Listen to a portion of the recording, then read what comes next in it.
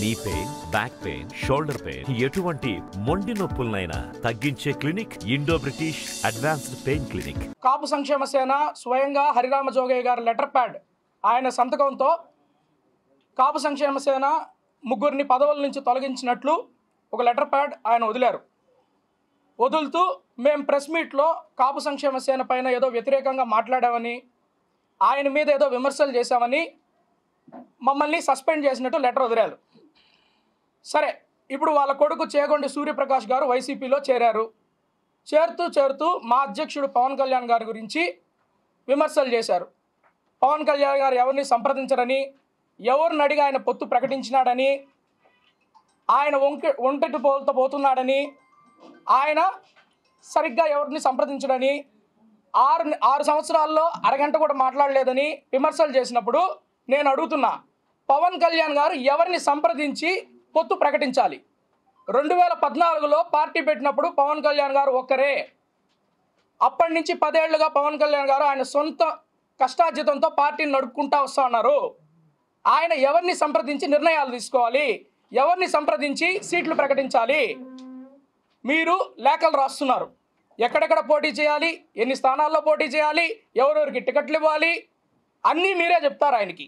మీరు చెప్పే ఆ లేఖల బదులు ఆయనతో డైరెక్ట్గా పోయి కూర్చొని మీ భావాలు, మీ స్టేట్మెంటు, మీ అనాలిసిస్ ఏదన్నా ఉంటే 4 గోడల మధ్య ఇస్తే గౌరవప్రదంగా ఉంటుంది. మీ కొడుకు అంటారు, నా మైండ్ సెట్ ఎప్పుడు రాజకీయంగానే ఉంటుంది కాబట్టే నేను పొలిటికల్గా వైసీపీలో జాయిన్ అయినాను, మా నాన్నగారిది ఏ తప్పు లేదు అంటారు మీ కొడుకు. మీరంటారు మా కొడుకు నా మాట వినలేదు, వెళ్ళిపోయాడు, నేను ఎప్పుడు పవన్ కళ్యాణ్ గారితోనే ఉంటాను, నాకు కమ్యూనిటీ అంటే ఇష్టం, నా థింకింగ్ ఎప్పుడు కమ్యూనిటీ అని ఉంటుంది. వాహ్, డ్రామా.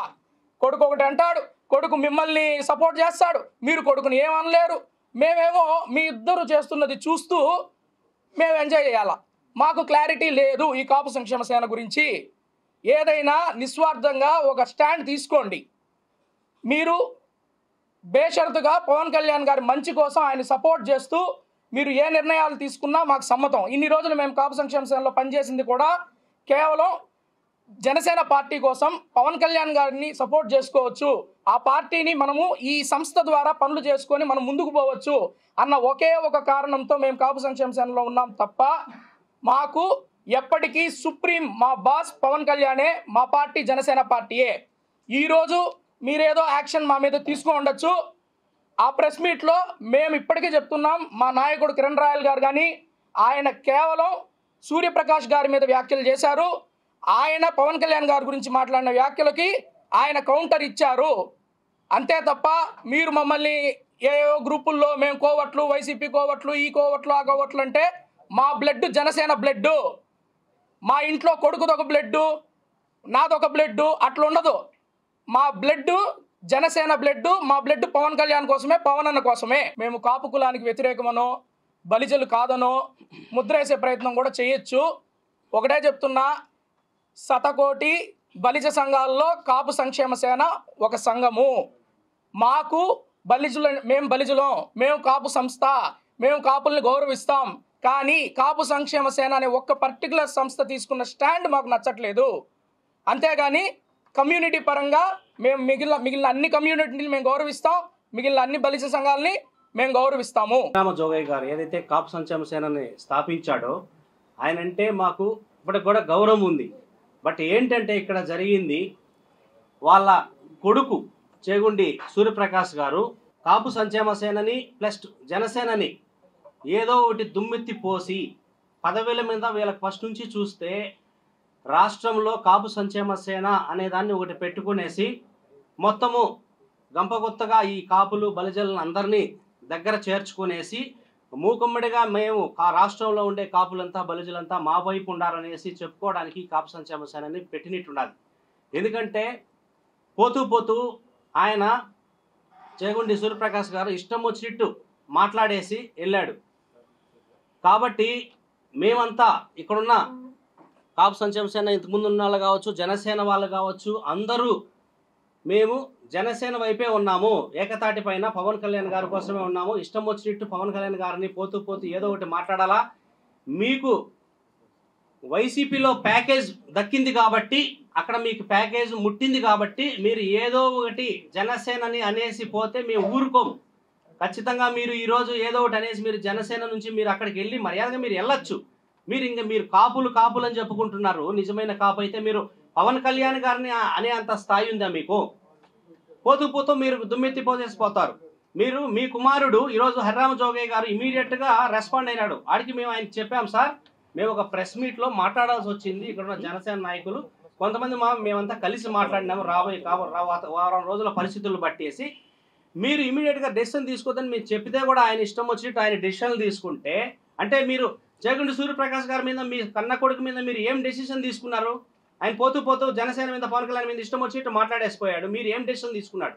ఫస్ట్ మీరు తీసుకోవాల్సింది మీ కొడుకు, మీ తోడబుట్టిన కొడుకు, మీకు పుట్టిన కొడుకు దగ్గర సూర్యప్రకాష్ గారి మీద మీరు డెసిషన్ తీసుకొని తర్వాత మాతో మాట్లాడింటే బాగుండు.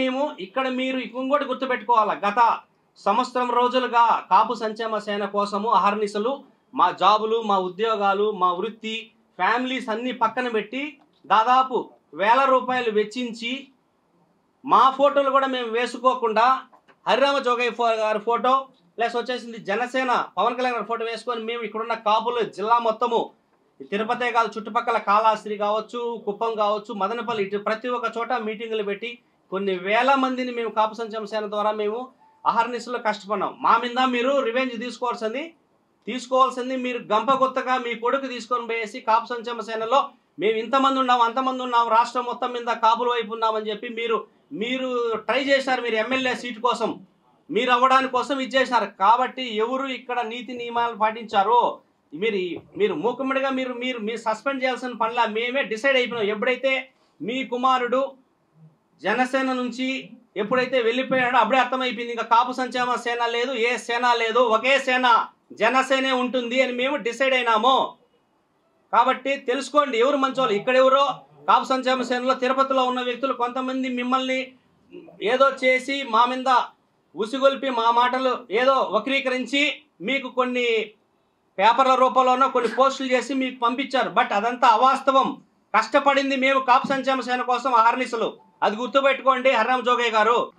ఆశ్చర్యకరమైన విషయం ఏంటంటే మేము కాపు సంక్షేమ సేనలో జాయిన్ అయినప్పుడు హరిరామ జోగయ్య సంతకం పెట్టి మాకు ఇవ్వలే, మాకు లోకల్గా మధుబాబు అన్న ఇచ్చారు. కానీ మా సస్పెన్షన్ లెటర్లో స్వయంగా హరిరామ జోగయ్య గారే సంతకం పెట్టి పంపించారు. అంటే ఒక పక్క మాకు సంతోషమే, 6 నెలల్లోనే ఈ స్టేట్లో అందరూ తెలిసేట్టు మాకు లెటర్ ఇచ్చినారు. ఓ పలానా కొండారాజు, పలానా హిమవంతు, పలానా వంశీ, ఓ పర్ల వీళ్ళు కూడా బల్జోళ్ళ అని ఒక లెటర్ ఇచ్చాడు, మాకు షూరిటీ ఇచ్చాడు అనమాట మాకు హరిరామ జోగయ్య గారు. సో మా పట్ల ఇంత స్థాయిలో స్పందించినందుకు హరిరామ జోగయ్య గారికి ప్రత్యేక కృతజ్ఞతలు. మమ్మల్ని ఆయన సస్పెండ్ చేయాల్సిన పని లేదు, ఏం అవసరం లేదు, మేమే ఆయన్ని సస్పెండ్ చేయాలి.